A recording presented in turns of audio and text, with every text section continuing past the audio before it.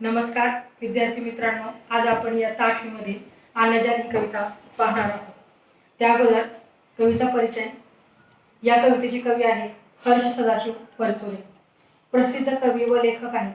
सह्याद्रीच्या दरीखोऱ्यातून भटकताना वाढलेल्या जाणीवांमधून परिस्थितीचा अभ्यास करण्याची गरज त्यांना जाणवली। पलाश आणि इकॉलॉजिकल सोसायटी ऑफ इंडिया यांचा परिस्थितीचा अभ्यासक्रम त्यांनी पूर्ण केला। कॉलेजच्या दिवसात निर्माण झालेल्या गद्य आणि पद्य लेखनाची आवड त्यांची पुढे वाढतच गेली। वर्तमानपत्रातून भटकंतीवर लिखाण केले। पुढे वनाचे श्लोक हे परिस्थितीवर आगळं वेगळं लेखन त्यांनी केलं। आज ते त्यांच्या कविभूषणाच्या काव्यावरील अभ्यास व व्याख्याने आणि वनाचे श्लोक यासाठी ओळखले जातात। निसर्गात सर्व सजीव आणि निर्जीवान परस्पर संबंध असतात। ते उत्तरोत्तर गाढ किंवा क्लिष्ट होत जातात। जीवसृष्टी निर्माण होताना लाखो वर्षात अन्न साखळ्या तुटत गेल्याने निसर्गानेच अन्नजाल निर्माण केले। म्हणजे प्रत्येक जीव एकापेक्षा जास्त जीवांना खाऊन जगू लागला। त्यामुळे या अन्नजालातल्या काही जीवजाती नष्ट झाल्या, तरी ते पूर्ण नष्ट होत नाही, मात्र ते नक्कीच कमकुवत होतं। हेच या वनाचे श्लोक म्हणून घेतलेल्या पद्याचे सार आहे।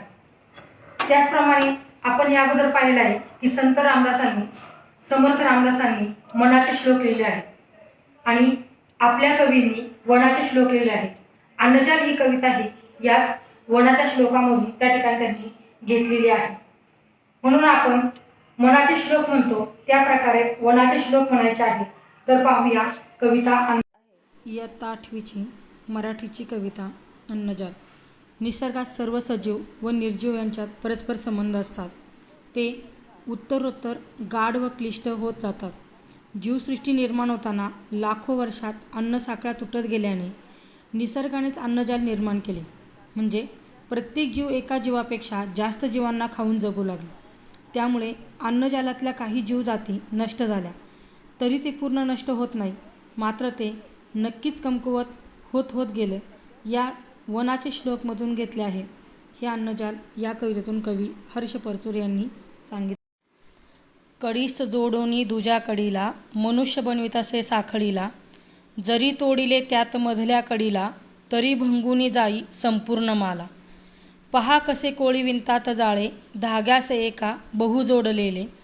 पहा कसे कोळी विणतात जाळे, धाग्यास एका बहु जोडलेले। बहुतांश त्या जोडलेले कित्येक, बिघडतेने जरीही तुटले अनेक। एकीस खाई दुजी प्राणीजात, दुजीस तिजी अशी साखळीत। एकीस खाई दुजी प्राणीजात, दुजीस तिजी अशी साखळीत। जर का दुजी जात मेली समस्त, उभी साखळी होऊनी जाये नष्ट। निसर्ग नारायणे देखिले हे, अन विनिले अन्नजालासी पाहे। निसर्ग नारायणे देखिले हे, अन विनिले अन्नजालासी पाहे। जरी प्राणीजाती किती लोपल्या रे, तरीही टिकोनी महाजाल राहे। तगले असे की महाजाल रेते, तरीही जाना ते क्षीण होते। तगले असे की महाजाल रेते, तरीही जाना ते क्षीण होते। मारित जाता बहु प्राणीजाती, तुटोनी संपेल ते जाल पुढती। पाहूया अन्नजाल कविता। अन्नजाल म्हणजे अन्नाची साखळी। पहिलं कडवं। कडीस जोडोनी दुजा कडीला, मनुष्य बनवितासे साखळीला। जरी तोडिले त्यात मधल्या कडीला, तरी भंगुनी जाई संपूर्ण माला। भंगून जाणे म्हणजे तुटून जाणे, माला म्हणजे माळ, कडी म्हणजे साखळीचा एक घटक, दुजा म्हणजे दुसरा। पहा या ठिकाणी कवी आपल्याला सांगतात कडीस जोडोनी दुजा कडीला, म्हणजे एका कडीला दुसऱ्या कडीत गोवून कडीला कडी जुळून माणूस साखळी बनवत असतो। ती जी साखळी असते त्या साखळीची निर्मिती कडीला कडी जोडून होते। या साखळीत मधली कडी जर तुटली किंवा तोडली तर संपूर्ण गुंफलेली माळ विस्कटून जाते, तुटून जाते। जरी तोडिले त्यात मधल्या कडीला, तरी भंगुनी जाई संपूर्ण माला। पहा प्राणीमात्रामध्ये म्हणजे अशा प्रकारे अन्न साखळीच्या बाबतीत ही होत असते। म्हणजे एक प्राणी दुसऱ्या प्राण्याला खातो, दुसरा प्राणी तिसऱ्या प्राण्याला खातो, मग अशा प्रकारे ती अन्न साखळी त्या ठिकाणी तयार झालेली असते। मग ही अन्न साखळी जर आपल्याला बरोबर ठेवायची असेल तर सर्व प्राणमात्रांना आपण सारखं त्या ठिकाणी मानलं पाहिजे. सगळ्यांना आवश्यक, सर्व प्राणीमात्र आपल्यासाठी आवश्यक आहेत असे या ठिकाणी कवी आपल्याला या ठिकाणी या कडव्यातून सांगू इच्छितात. दुसरं कडवं आहे, पहा कसे कोळी विणतात जाळे, धाग्यास एका बहु जोडलेले, बहुतांश त्या जोडलेले कित्येक, बिघडतने जरीही तुटले अनेक. या ठिकाणी कवीने कोळीकिड्याचं उदाहरण दिलेलं आहे. सर्वांना कोळीकिडा माहीत असतो, तो त्याचे जाळे विणत असतो. आपण कोळीकिड्याचे जाळे बघितले आहे. ते एकमेकांना तंतूने जोडून तयार केलेले असते. अशा प्रकारे कोळीकिड्याचे जाळे तयार झालेले असते.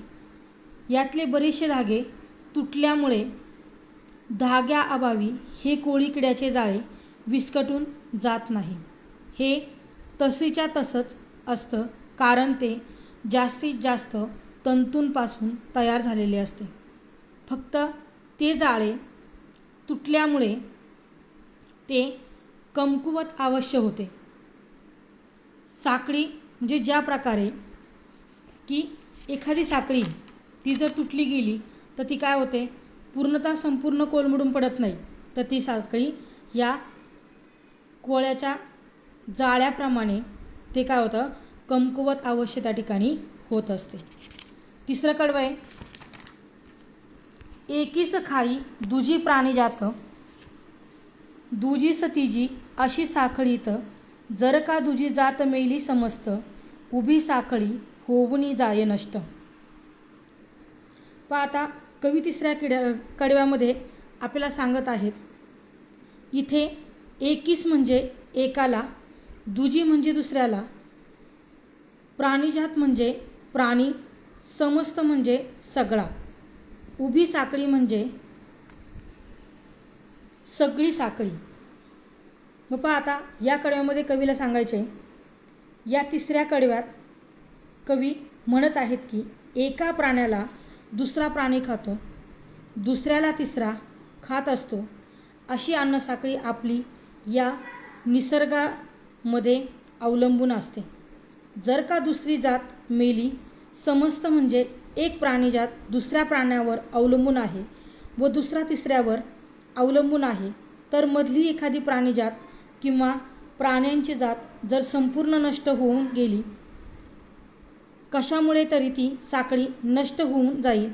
त्यामुळे ही अन्नसाखळी जी आहे ती एका प्राणीजातामुळे नष्ट होऊ शकते. जर अशा प्रकारे एका प्राणीजातीचा विचार लक्षात घेतला आहे, मधली कडी जर तुटली किंवा भंगली तर सगळी आपली साखळीच नष्ट होते.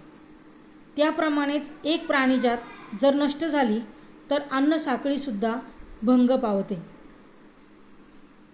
चौथं कडवं आहे, निसर्ग नारायणे देखिले हे, अन विनिले अन्न जालासी पाहे, जरी प्राणीजाती किती लोपल्या रे, तरीही टिकोनी महाजाल राहे.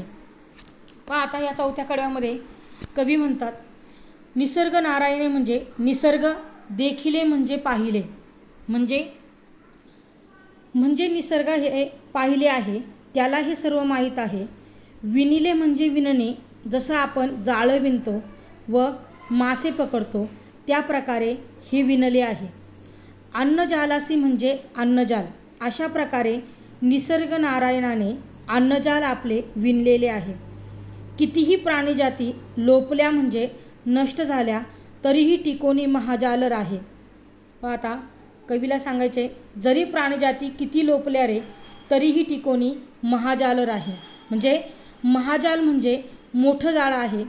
जीवसृष्टीचं सर्वात मोठं जाळं, प्रचंड मोठी साखळी म्हणजे महाजाल.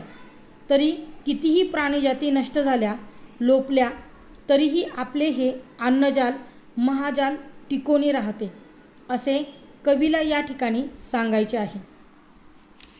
पाचवं कडवं, तगले असे की महाजाल रेते, तरीही जाना ते क्षीण होते, मारित जाता बहु प्राणीजाती, तुटोनी संपेले ते जाल पुढती. पण आता कवीला शेवटच्या कडव्यात सांगायचं आहे कवी म्हणतात, तगले म्हणजे वाचणे, महाजाल म्हणजे प्रचंड मोठी साखळी, क्षीण होणे म्हणजे कमकुवत होणे, कमजोर होणे. तगले असे की महाजाल रेते, तरीही जाता ते क्षीण होते. एकावर अवलंबून असते दुसरे प्राणी, दुसऱ्यावर तिसरे प्राणी अवलंबून असते.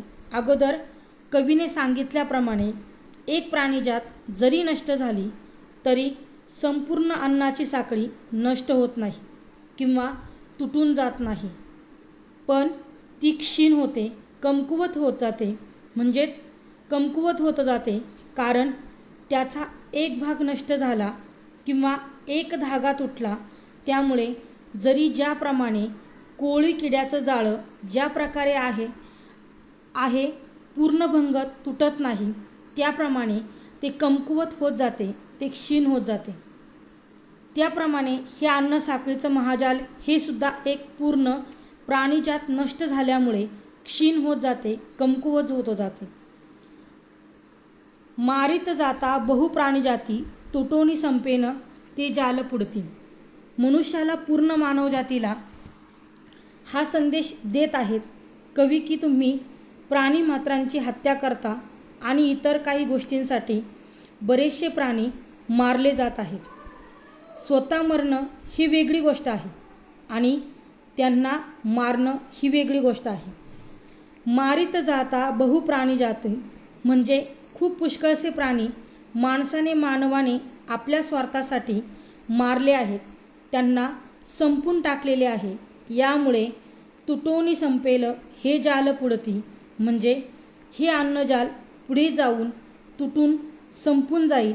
जे कमकुवत झालेला हे महाजाल आहे हे पूर्णपणे संपुष्टात येईल, असा संदेश कवीने या पूर्ण कवितेतून दिलेला आहे. धन्यवाद.